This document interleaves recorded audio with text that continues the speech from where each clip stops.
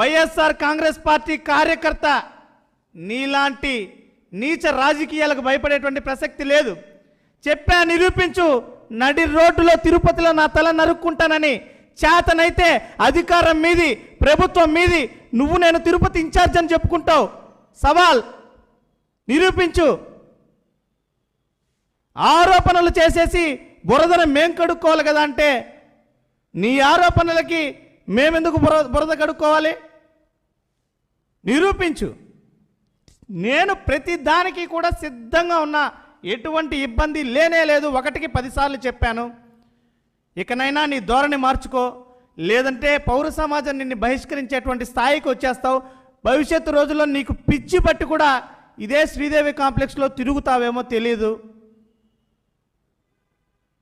పసుపులేటి సురేష్ చేసినటువంటి వ్యక్తికి కరుణాకర్ రెడ్డి గారిని ఆపాదిస్తూ పోస్టులు సర్క్యులేట్ చేస్తావు.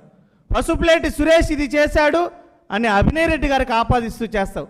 అంటే ఒక తప్పుడు కథనాలను సృష్టించి తద్వారా మా నాయకులని రాజకీయంగా దెబ్బతీయాలి, మమ్మల్ని మానసికంగా వేధించాలి, హింసించాలనేటువంటి కుట్ర కాకపోతే ఇంకేంటిది? స్పష్టంగా చెప్తున్నా, ఇవన్నీ కూడా నీ రాజకీయ వికృత క్రీడలు. నేను ఎటువంటి విచారణకైనా సిద్ధంగా ఉన్నాను.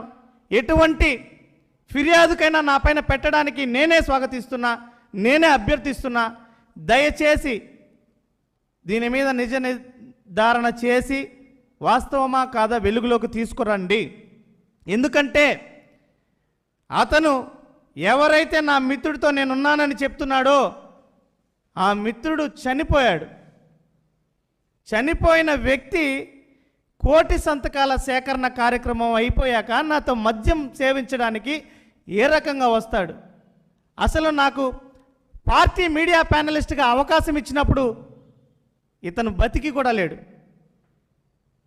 ఈ రకంగా ఎంత నీచాతి నీచమైనటువంటి పనులు చేస్తున్నాడంటే దీనికి ఆరోపణలు చేసిన వాళ్ళే సమాధానం చెప్పాలి. ఖచ్చితంగా న్యాయ పోరాటం అయితే ఖచ్చితంగా చేస్తాను. నీలాగా బెదిరి అదిరి పారిపోయేటువంటి తత్వం నాది కాదు. నేనేంటో తిరుపతి ప్రజలకు తెలుసు.